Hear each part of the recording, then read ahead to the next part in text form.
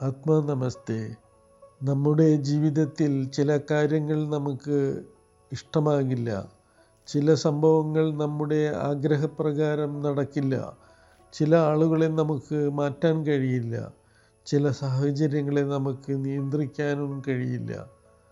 അപ്പോൾ നാം എന്താണ് ചെയ്യുന്നത്? പലപ്പോഴും സംഭവിച്ചു കഴിഞ്ഞ കാര്യങ്ങളോട് ഉള്ളിൽ പോരാടിക്കൊണ്ടിരിക്കും. ഇങ്ങനെ സംഭവിക്കരുതായിരുന്നു, അങ്ങനെ ആയിരുന്നെങ്കിൽ, എന്തുകൊണ്ട് എനിക്ക് ഇങ്ങനെ? പക്ഷേ സംഭവിച്ച കാര്യം മാറ്റാൻ കഴിയാത്തപ്പോൾ അതിനെതിരെ നമ്മുടെ ഊർജം ചിലവഴിക്കുന്നത് എന്തിനാണ്? മാർക്കസ് ഒറേലിയസ് പറയുന്നു, he who leaves in harmony with himself leaves in harmony with the universe. ഇന്ന് ഈ വാക്കുകളെ നമുക്കൊരു പുതിയ രീതിയിൽ മനസ്സിലാക്കാം. സ്വീകരണം എന്നത് തോൽവിയല്ല. സ്വീകരണം എന്നത് യഥാർത്ഥത്തെ ആദ്യം കാണാനുള്ള ധൈര്യമാണ്. ഒരു നദിയുടെ കരയിൽ ഒരു മനുഷ്യൻ യാത്ര ചെയ്യുകയായിരുന്നു. അവൻ്റെ മുന്നിൽ ഒരു വലിയ പാറയുണ്ടായിരുന്നു. അവൻ പാറയെ നോക്കി പറഞ്ഞു, ഇത് ഇവിടെ ഉണ്ടാകാൻ പാടില്ലായിരുന്നു. അവൻ പാറ തള്ളാൻ ശ്രമിച്ചു. ഒരുപാട് സമയം ശ്രമിച്ചു. പക്ഷേ പാറ നീങ്ങിയില്ല.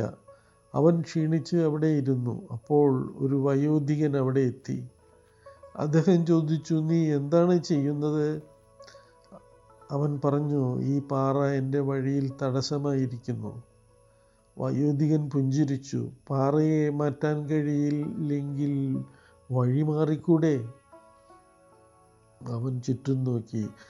പാറയുടെ അരികിലൂടെ ഒരു ചെറിയ വഴിയുണ്ടായിരുന്നു. അവൻ അതിലൂടെ നടന്നു. കുറച്ച് ദൂരം കഴിഞ്ഞപ്പോൾ അവൻ തിരിഞ്ഞു നോക്കി. താൻ മണിക്കൂറുകളോളം പാറയോട് പോരാടിയെന്ന് ഓർത്ത് അവൻ ചിരിച്ചു. വയോധികൻ പറഞ്ഞു, ബുദ്ധിമാൻ എല്ലായ്പ്പോഴും തടസ്സം നീക്കാൻ ശ്രമിക്കണമെന്നില്ല. ചിലപ്പോൾ തടസ്സത്തെ അംഗീകരിച്ച് പുതിയൊരു വഴി കണ്ടെത്തും. എന്താണ് ഇതിലെ ജീവിതപാഠം?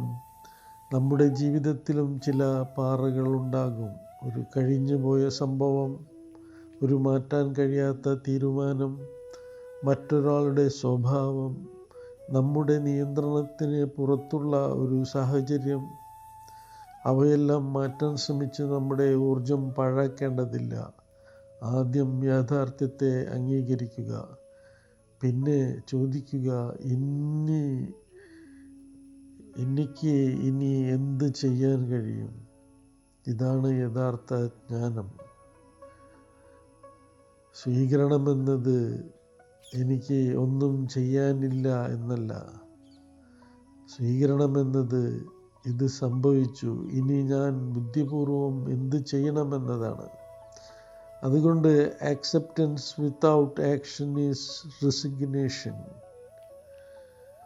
പക്ഷേ acceptance followed by wise action is wisdom. ഇന്ന് നിങ്ങളെ അലട്ടുന്ന ഒരു കാര്യം ഓർക്കൂ. അതിനെ 2 ഭാഗങ്ങളാക്കൂ. എനിക്ക് മാറ്റാൻ കഴിയുന്നത് അവിടെ പ്രവർത്തിക്കൂ. എനിക്ക് മാറ്റാൻ കഴിയാത്തത് അത് അംഗീകരിച്ച് നിങ്ങളുടെ ഊർജം സംരക്ഷിക്കൂ. അതിനുശേഷം ഒരു ചെറിയ ബുദ്ധിപൂർവമായ ചുവടുവെപ്പ് എടുക്കൂ. ഇന്ന് നിങ്ങളെ അലട്ടുന്ന ഒരു കാര്യം ഓർക്കൂ. അതിനെ 2 ഭാഗങ്ങളാക്കൂ. എനിക്ക് മാറ്റാൻ കഴിയുന്നത്, എനിക്ക് മാറ്റാൻ കഴിയാത്തത്. അതിനുശേഷം ഒരു ചെറിയ ബുദ്ധിപൂർവമായ ചുവടുവെപ്പ് എടുക്കൂ. കണ്ണുകളടച്ച് സ്വയം ചോദിക്കൂ, ഞാൻ ഏത് കാര്യത്തോടാണ് അനാവശ്യമായി പോരാടുന്നത്? പിന്നെ പറയൂ, ഞാൻ യഥാർത്ഥത്തെ കാണുന്നു. എനിക്ക് മാറ്റാൻ കഴിയുന്നതിൽ ഞാൻ പ്രവർത്തിക്കും. എനിക്ക് മാറ്റാൻ കഴിയാത്തതിനെ ഞാൻ ജ്ഞാനത്തോടെ സ്വീകരിക്കും. അതിനുശേഷം ഒരു നിമിഷം നിശബ്ദമായിരിക്കൂ. ജീവിതത്തോട് പോരാടിക്കൊണ്ട് ശക്തി നഷ്ടപ്പെടുത്തരുത്. യഥാർത്ഥത്തെ കാണൂ, സ്വീകരിക്കൂ, പിന്നെ ജ്ഞാനത്തോടെ മുന്നോട്ട് നീങ്ങൂ. കാരണം എല്ലാ വാതിലുകളും തുറക്കേണ്ടതില്ല. ചിലപ്പോൾ തുറന്നിരിക്കുന്ന വാതിൽ തിരിച്ചറിയുന്നതാണ് ജ്ഞാനം. ദിവ്യജ്ഞാനം മാറ്റാൻ കഴിയുന്നതിനെ മാറ്റാനുള്ള ധൈര്യവും മാറ്റാൻ കഴിയാത്തതിനെ സ്വീകരിക്കാനുള്ള വിവേകവും. ഇത് രണ്ടിനുമിടയിലെ വ്യത്യാസം തിരിച്ചറിയാനുള്ള ജ്ഞാനവും.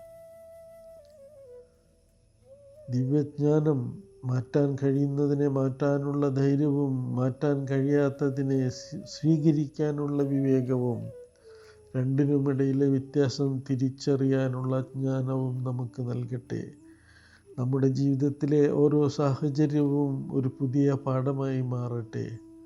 ആത്മനമസ്തേ. തൃശ്ശൂരിൽ നിന്നും Ranjith, Pranavidya school of healing. I am a student of Mahatma Chwakok Sri and Ma Charlotte.